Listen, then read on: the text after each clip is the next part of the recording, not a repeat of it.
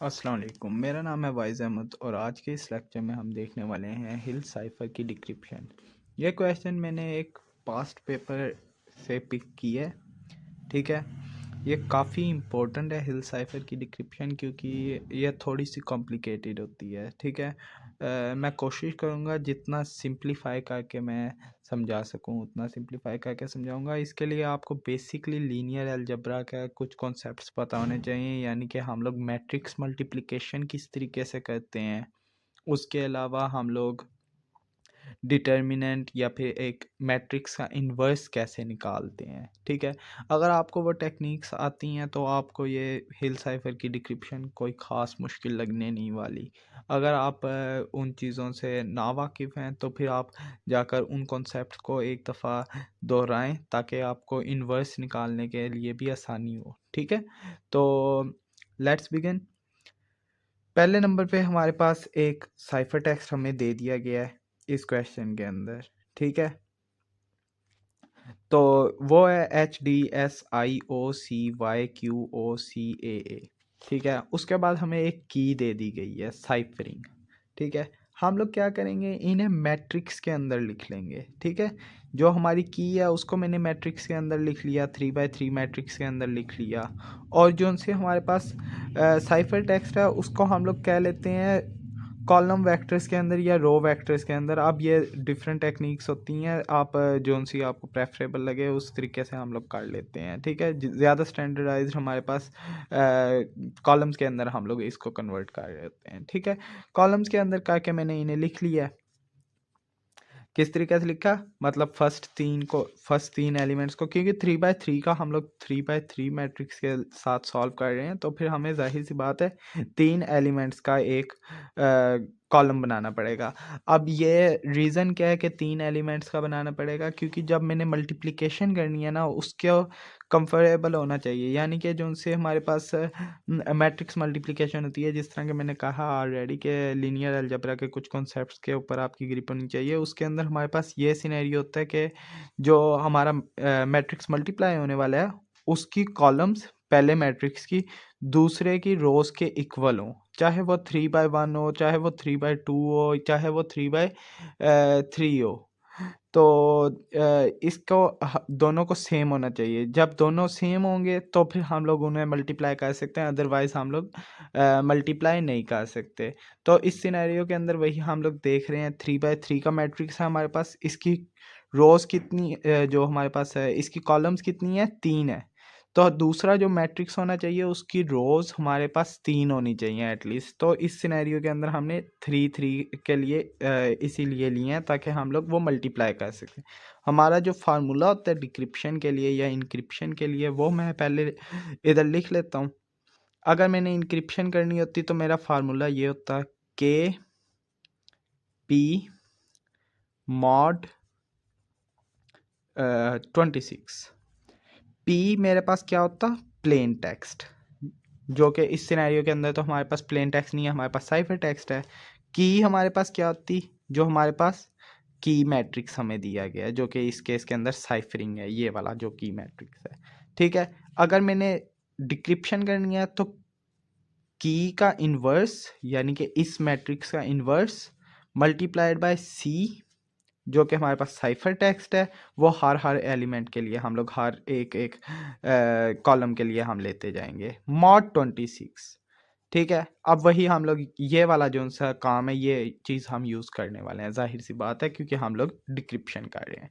ठीक है, अब हम लोगों ने किया क्या, पहले नंबर पे हम लोगों ने इनके मैट्रिक्स एंड कॉलम्स तो बना लिए हैं। इसके बाद हमने क्या करना है, इनके कॉरेस्पॉन्डिंग न्यूमेरिकल वैल्यूज़ लिख लेनी है, यानी कि ए के कॉरेस्पॉन्डिंग जो सी है वो मैंने लिखनी है 0, बी के कॉरेस्पॉन्डिंग 1, सी के कॉरेस्पॉन्डिंग 2, डी के corresponding 3 and so on, Z के कॉरेस्पॉन्डिंग 25 बनेगी, बाकी बीच में फिल कर लेते हैं। ठीक है, तो अब मैंने वही काम किया, सी के कॉरेस्पॉन्डिंग 2 लिख दी, आई के कॉरेस्पॉन्डिंग मेरे पास बनी 8, पी के कॉरेस्पॉन्डिंग 15 बनी, एच के कॉरेस्पॉन्डिंग 7 बनी, ई के कॉरेस्पॉन्डिंग 4 बनी, आर के कॉरेस्पॉन्डिंग 17 बनी, आई के कॉरेस्पॉन्डिंग दोबारा 8 बनी, एन के कॉरेस्पॉन्डिंग 13 एंड जी के कॉरेस्पॉन्डिंग 6। यही सेम सिनेरियो मैंने इधर रन किया। ये जो सा हमारे पास साइफर टेक्स्ट था उसको भी मैंने जो उसके कॉरिस्पॉन्डिंग वैल्यूज़ थी वो मैंने लिख ली। ठीक है, ये हम लोग इधर बना लेते हैं। इनके कॉरिस्पॉन्डिंग मैंने वैल्यूज़ लिख ली। जो ए है उसके कॉरिस्पॉन्डिंग 0 आ रही है, बी के कॉरिस्पॉन्डिंग, बी तो इधर था नहीं हमारे पास, सी के कॉरिस्पॉन्डिंग 2 आ रही है, and so on so fourth, सारी वैल्यूज़ लिख ली।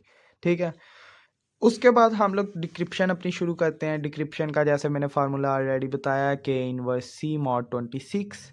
अब के इनवर्स निकालने के लिए मुझे क्या क्या चीज़ चाहिए वैसे जनरली फार्मूला जो के इनवर्स का होता है वो होता है 1 over determinant of the matrix multiply by adjoint of the matrix. ठीक है, इस सिनेरियो के अंदर हम लोग अगर वो डिटर्मिनेंट ले भी लेते हैं, उसके बाद उसको डिटर्मिनेंट को ऊपर ले आए तो फिर इन्वर्स ही बन जाता है ना। अगर जनरल साइंस के अंदर देखें तो यही होता है ना, डिटर्मिनेंट ऑफ के का इन्वर्स अगर बटे की फॉर्म में लिखा हुआ है, रेसिप्रोकल की फॉर्म में लिखा हुआ है, तो उसको हम लोग ऊपर लेकर जाएं तो उसका पावर -1 आ जाती है। वही सिनेरियो इधर है हमारे पास। ठीक है, अब हम लोग पहले नंबर पे निकालेंगे डिटर्मिनेंट। डिटर्मिनेंट का फार्मूला क्या होता है, हम लोग पहला एलिमेंट लेते हैं ये, उसके साथ इनका हम लोग मल्टीप्लाई एंड सब्ट्रैक्ट करते हैं। वो किस तरीके से होगा मैं इधर लिख लेता हूँ। पहला एलिमेंट, फिर उसके बाद ये हम लोग इन्हें अज्यूम करके पहले नंबर पे, तो चलो इन्हें मैं कुछ नेम दे देता हूँ। कह लें मेरे पास अगर मैट्रिक्स होता ABCDEFGHI, तो मैंने करना क्या था, a element E multiplied I minus F multiply H, ये मेरा फार्मूला बनता। A matrix E multiplied by I minus F multiplied by H, फिर उसके बाद माइनस का सिंबल B, उसके बाद हम लोग ये वाली मतलब कोरिस्पॉन्डिंग जो सी रो और कॉलम है उसको इग्नोर करेंगे और बाकी एलिमेंट्स को मल्टीप्लाई एंड सब्ट्रैक्ट करेंगे। D multiply I minus G multiplied by F, D multiplied I minus G multiplied by F plus C, last element आ गया। अब इसके कॉरिस्पॉन्डिंग जो सी रो एंड कॉलम है उसको इग्नोर करेंगे। D multiplied H minus G multiplied bye E, यहाँ पर मैंने ये लिख लिया है, D multiplied H minus G multiplied E। वही काम इधर हम लोगों ने इस सिनेरियो के अंदर किया है। 2 इनका मल्टीप्लाई 4 मल्टीप्लाई 6 माइनस 17 मल्टीप्लाई 13, ये वो काम किया हमने। ठीक है, माइनस B की वैल्यू क्या है मेरे पास 8 है इस सिनेरियो के अंदर, multiplied and subtract, multiply and subtract, उनको वैल्यू 8 कर लिया। जो वैल्यू मेरे पास आई वो आई 1243, ये मेरे पास डिटर्मिनेंट निकल आया। इसका पहले नंबर पे मैं लूँगा मॉड 26 के साथ। मॉड 26 के साथ लेने के बाद मेरे पास आंसर आया 21। अब जो ये 21 है इसका मैंने इन्वर्स लेना है।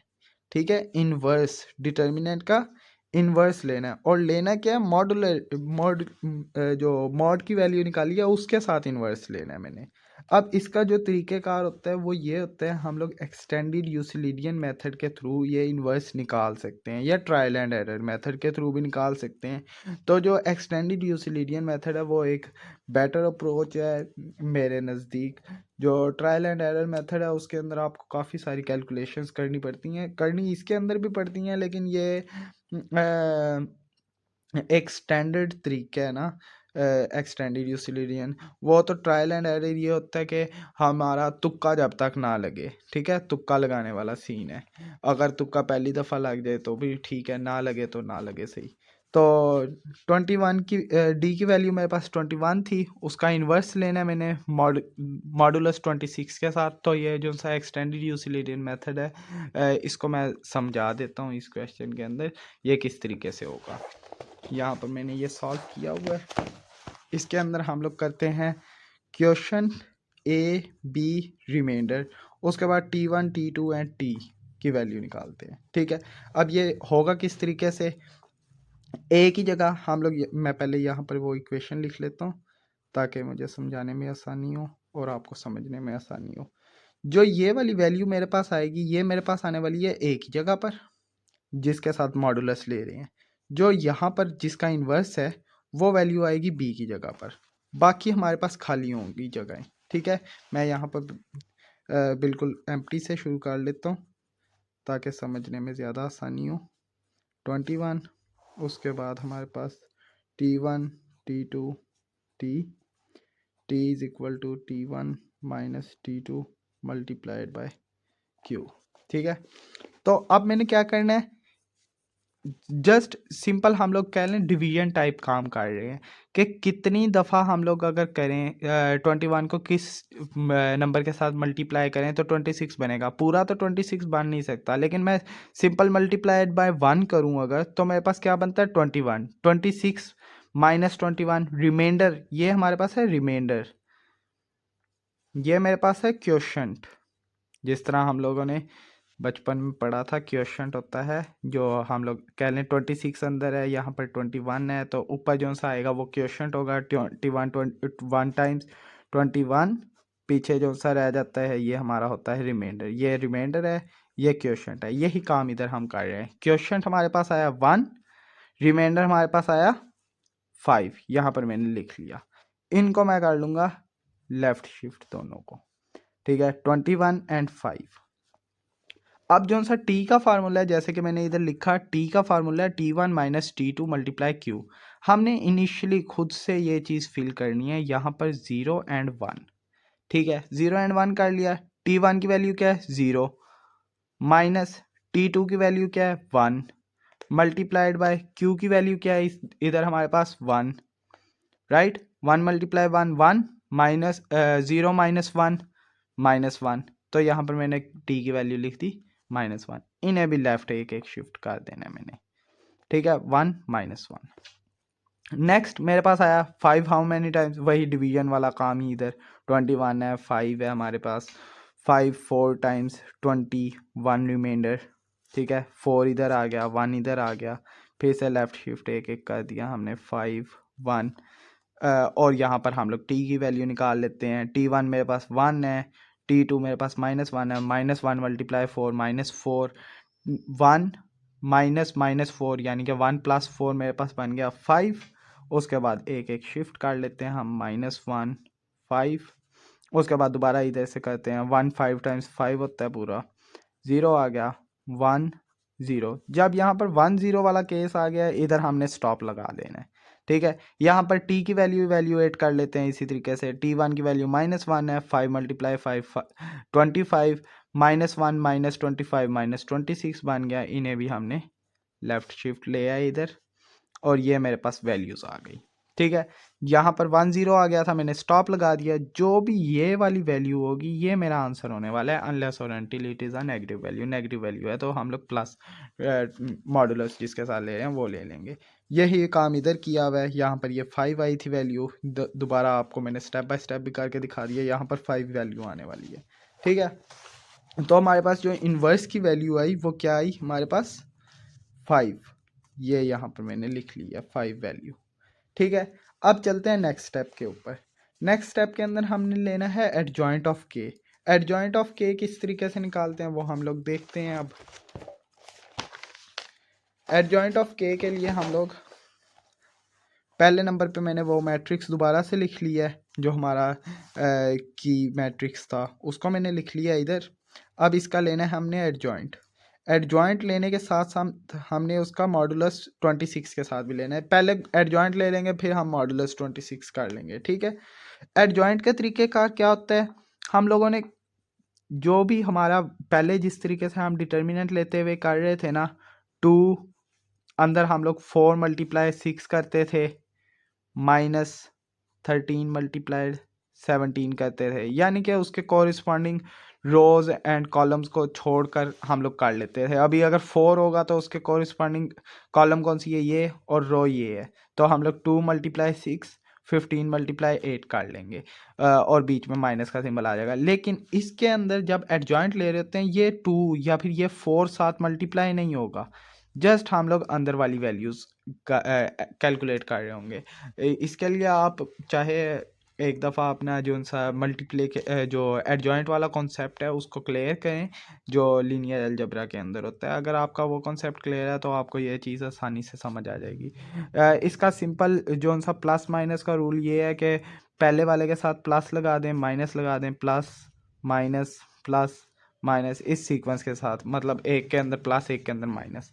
अब वही काम यहाँ पर किया है। 4 × 6 24, 13 × 17 221, बीच में माइनस का सिंबल, सब्ट्रैक्ट कर देंगे, वैल्यू आ जाएगी -197। इसके साथ यहाँ पर बाहर मैंने माइनस मल्टीप्लाई लाजमी करना है, जो भी आंसर आता है। 42 किस तरीके से वो निकला, इन दो रोज को, इस कॉलम को और इस रो को छोड़ दिया। 7 × 6 42, 17 × 8 136, 42 - 136, नेगेटिव के अंदर कुछ वैल्यू आ जाएगी, -94 आ जाएगी, और उसके साथ नेगेटिव को मल्टीप्लाई किया तो फिर मेरे पास +94 आ गई। इसी तरीके से मैंने नेक्स्ट के लिए यहाँ पर ये वाली जो सी कॉलम है, ये रो है, छोड़ दी हमने। 7 × 13 91, 4 × 8 32, 91 - 32 59, एंड सो ऑन। सारी वैल्यूज़ इसी तरीके से मैं इवेल्यूएट कर लूँगा। ये वैल्यूज़ निकालने के बाद कुछ इस तरह का सिनेरियो बन जाएगा। उसके बाद अब इधर आपकी मर्ज़ी है, चाहे आप मॉडुलस 26 पहले ले लें, चाहे आप ट्रांसपोज पहले ले लें। मैं वैसे प्रेफर यही करूँगा कि ट्रांसपोज पहले ले लें। यहाँ पर मैंने वैसे मॉडुलस 26 लिया हुआ है, लेकिन मेरी प्रेफरेंस के मुताबिक पहले ट्रांसपोज ले लेना चाहिए, फिर आप मॉडुलस ले लें। लेकिन इससे फ़र्क नहीं पड़ेगा, आंसर आपका बिल्कुल सेम ही आने वाला है बोथ केसेस के अंदर, चाहे मॉडुलस पहले ले लें। मॉडुलस किस तरीके से लेना है, जस्ट जैसे ऑलरेडी मैंने बताया है कि जैसे अगर 94 है और 26 के साथ आप मॉडुलस ले रहे हैं, तो आप 26 को चेक करें, कैलकुलेट कर लें। 26 × 4 ज़्यादा हो गया, 26 × 3 टाइम्स करें तो फिर 78 बनता है, और इससे हम लोग अगर सब्ट्रैक्ट कर लें तो फिर हमारे पास 6 एंड 1 16 रिमाइंडर आ गया, वही इधर लिखा हुआ है रिमाइंडर। अब अगर नेगेटिव वैल्यूज़ हैं उसके लिए ये हम लोग काम कर सकते हैं, जो मैं ट्रिक यूज़ करता हूँ बेसिकली। -97 है, इसके अंदर ऐड करते जाएं 26 या मल्टीपल्स ऑफ 26 को ऐड कर दें जब तक कोई पॉजिटिव वैल्यू नहीं आ जाती। फॉर इंस्टेंस अभी मेरे पास -197 है, तो मैं इसके साथ मल्टीपल्स ऑफ 26 को ऐड कर लूँगा जब तक मेरे पास एक पॉजिटिव वैल्यू नहीं आ जाती। यहाँ पर मैंने किया, यह मेरे पास एक पॉजिटिव वैल्यू 11 आ गई, तो 11 मेरे पास मैंने इधर लिख ली, एंड सो ऑन। सारी वैल्यूज़ को मैं ऐसे ही कैलकुलेट कर लूँगा, मॉडुलस 26 यानी कि ले लूँगा। फिर ट्रांसपोज का मतलब ये होता है जो रोज़ होती हैं उनको कॉलम्स में तब्दील कर दिया जाए और कॉलम्स को रोज़ के अंदर तब्दील कर दिया जाए, यानी कि 11 16 7 था, अब इसको मैंने एज अ कॉलम लिख लिया 11 16 7। 17 22 12 था, दूसरी कॉलम बन गई 17 22 12। उसके बाद 24 19 एंड 4 था, उसको भी मैंने ऐसे लिख लिया। अब ये काम हो गया मेरे पास। इसके बाद मैंने क्या करना है, जो मेरे पास डी इनवर्स की वैल्यू निकाली थी मैंने, जो कि थी 5, उसको मैंने मल्टीप्लाई कर देना है इस एडजॉइंट वाले मैट्रिक्स के साथ, और मॉड ले लेना है 26 के साथ दोबारा। यानी कि एडजॉइंट वाला मैट्रिक्स लिखा, 5 लिखा, मल्टीप्लाई किया, मल्टीप्लाई करके वैल्यूज़ आ गई कुछ, इसका मॉड ले लिया मैंने 26 के साथ दोबारा से, और मॉड लेने के बाद कुछ इस तरह का मेरे पास मैट्रिक्स बन गया। यहाँ पर जो सा हमारा की का इन्वर्स निकालना था, यानी कि जो मैट्रिक्स हमें गिवन था उसका इन्वर्स निकालना था, वो वाला काम मेरा कंप्लीट हो गया, जो कि एक लेंथी प्रोसीजर था और इसके ऊपर ज़्यादा कन्फ्यूजन भी आती है। ठीक है, जब ये काम कंप्लीट हो गया है, इन्वर्स निकल आया है, इसके बाद आपने सिंपल वो फार्मूला यूज़ करते जाना है, के इन्वर्स साइफर टेक्स्ट मॉड 26। पहली मेरे पास जो कॉलम थी वो क्या थी बनी, 7 3 18, राइट। मैं एक दफ़ा दिखा देता हूँ कौन सी कॉलम की मैं बात कर रहा हूँ। यहाँ हमने स्टार्टिंग के अंदर कुछ कॉलम्स बनाई थी साइफर टेक्स्ट से। 7 3 18 पहली ये बनी है, दूसरी 8 14 2, तीसरी मेरे पास 24 16 14, चौथी मेरे पास 2 0 0। ठीक है, अब ये वाली मैं यूज़ करने वाला हूँ इस फार्मूले के अंदर, के इनवर्स सी मॉड 26। ठीक है, तो यहाँ पर हमारे पास जो पहली थी वो क्या थी 7 3 18। ये मैंने सिंपल मल्टीप्लिकेशन करनी है, जो मैट्रिक्स मल्टीप्लिकेशन होती है। अब यहाँ पर भी ये लीनियर अलजेब्रा का कॉन्सेप्ट हमारा यूज़ हो रहा है, यानी कि हम लोगों को मैट्रिक्स मल्टीप्लिकेशन करनी है। मैट्रिक्स मल्टीप्लिकेशन होती क्या है, फर्स्ट रो को फर्स्ट कॉलम के साथ, फर्स्ट रो को सेकंड कॉलम के साथ, सेकंड कॉलम हमारे पास है नहीं तो फिर सेकंड रो को फर्स्ट कॉलम के साथ and so on, her column के साथ हम लोग हर रो को मल्टीप्लाई कर देंगे। वो किस तरीके से करेंगे, 3 multiplied by first element first के साथ हुआ ना, 3 multiplied by 7 21, 7 multiplied by 3 21, 16 multiply 18 288, और इनके दरमियान मैंने प्लस का सिंबल लगा लेना है सबके दरमियान। 2 मल्टीप्लाइड 7 14, 6 मल्टीप्लाई 3 18, 17 मल्टीप्लाई 18 306। उसके बाद 9 मल्टीप्लाई 7 63, 8 मल्टीप्लाई 3 24, 20 मल्टीप्लाई 18 360। ठीक है, इस तरीके से आप वैल्यूज़ फाइंड कर लेंगे। इनको सम अप करेंगे जिस तरह मैंने इधर किया है, 330 338 447 आएगा। मॉडुलस 26 के साथ लेंगे, वही सिंपल डिवीजन एंड रिमाइंडर निकाल लेना, 1805 आ गया। सही है। उसके बाद जो भी वैल्यूज़ आई उसके कॉरिस्पॉन्डिंग अल्फ़ाबेट्स, जैसे पहले अल्फ़ाबेट से हमने न्यूमेरिकल वैल्यूज़ लिखी थी, अब न्यूमेरिकल वैल्यूज़ से अल्फ़ाबेट से निकाल के लिख लें। वो मेरे पास बन गया SAF। ठीक है, नेक्स्ट के लिए भी हम लोग इसी तरीके से एवेल्यूएट करेंगे। अब जो ये क्वेश्चन हमारे पास्ट पेपर के अंदर आया हुआ था ना, इस पास्ट पेपर के क्वेश्चन के अंदर थोड़ी सी मिस्टेक थी, क्वेश्चन के अंदर मिस्टेक थी, जिस वजह से जो आंसर आता है वो हमारे पास YEQ बन रहा है इधर। ठीक है, अगर हम लोग एग्जैक्टली टू दी क्वेश्चन चलें ना, जो हमें पास्ट पेपर के अंदर दिया गया था, उसके मुताबिक ये जो सा सेकंड कॉलम है उसके साथ जब मल्टीप्लिकेशन करेंगे YEQ आएगा, लेकिन जो एक्चुअल क्वेश्चन होना चाहिए था वो कुछ इस तरह होना चाहिए था, यानी कि 8 14 2 की बजाय 8 14 4। ये जस्ट एक ओनली वन लेटर, जस्ट एक करेक्टर के चेंज होने की वजह से ये जो सा क्वेश्चन है उसके अंदर 3 करेक्टर्स की वैल्यू आंसर के अंदर हमारी डिफरेंट आ रही होंगी। एक्चुअल हमारे पास यहाँ पर 4 होना चाहिए था। अगर आप यहाँ पर 4 रख के मल्टीप्लाई करेंगे तो आपका आंसर आएगा EME। अब आपको मैं ये बता भी दूंगा ये क्यों एक्चुअल ये हमारे पास आना चाहिए था। इसकी रीज़न क्या, ये बताने के लिए, ये पॉइंट फिगर आउट करने के लिए। तो ये जो है हमारे क्वेश्चन के अंदर जो दिया गया था वैल्यू, वो यहाँ पर 2 बनती थी, जिसकी वजह से ये जो आंसर आएगा YEQ आएगा आपका। ठीक है, एक्चुअल अगर आप बिल्कुल ठीक कैलकुलेशंस करते हैं तो आपका आंसर YEQ आना चाहिए, लेकिन जो क्वेश्चन के अंदर अगर मिस्टेक ना होती तो फिर हमारा आंसर EME आता। ठीक है, तो ये पॉइंट भी आपके जहन में होना चाहिए कि छोटी सी मिस्टेक से कितना कुछ चेंज हो सकता है। इसी तरीके से बाकी जो सी वैल्यूज़ हैं उनके लिए मैंने एवेल्यूएट हर कॉलम के लिए, ये थर्ड कॉलम के लिए आ गया वैल्यू आई SSA। उसके बाद फोर्थ कॉलम के लिए आ गया उसी तरीके से। ये जस्ट मल्टीप्लिकेशन की हुई है, वही वाला स्टेप जो से ऑलरेडी हम करके आ चुके हैं, उन्हीं को दोबारा उसी टाइप के स्टेप्स हैं, तो इस वजह से मैं गो थ्रू नहीं कर रहा हर एक स्टेप के।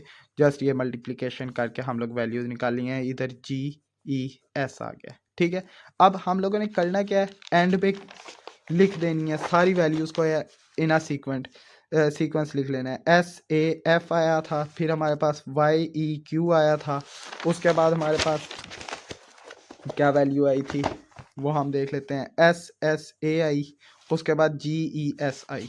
ठीक है, उन्हें मैंने अब इधर लिख लिया है इकट्ठे, वो बना SAF YEQ SSA GES।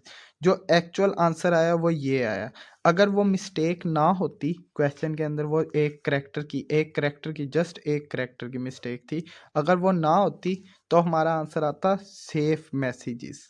ठीक है, इस वजह से मैं कह रहा था। अब ये देखें, जब हम लोगों ने डिक्रिप्ट किया प्रॉपर एक मैसेज बन गया ना, आंसर एक प्रॉपर सा आया, तो ये हमारा आंसर आना चाहिए था अगर वो मिस्टेक ना होती, लेकिन मिस्टेक की वजह से जो एक्चुअल आंसर आपका आएगा वो ये आएगा SAF YEQ सैजिस।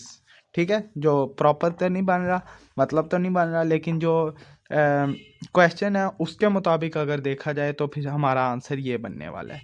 That's it. उम्मीद है आपको समझ आई होगी। ये वाला थोड़ा सा स्टेप जो हिल साइफर की डिक्रिप्शन है थोड़ी सी कॉम्प्लिकेटेड है, तो अगर आपको पहली दफ़ा में समझ नहीं आती तो 2 दफ़ा देखें, 3 दफ़ा देखें और इसको अच्छे तरीके से क्लियर करने की कोशिश करें।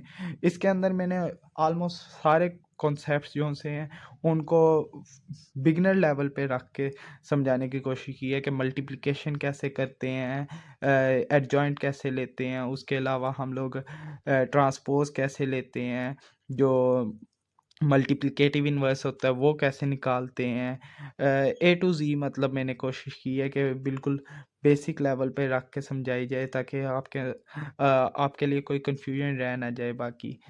मज़ीद अगर आपको कोई चीज़ समझ नहीं आती तो आप कमेंट सेक्शन के अंदर पूछ सकते हैं। अल्लाह हाफ़िज़।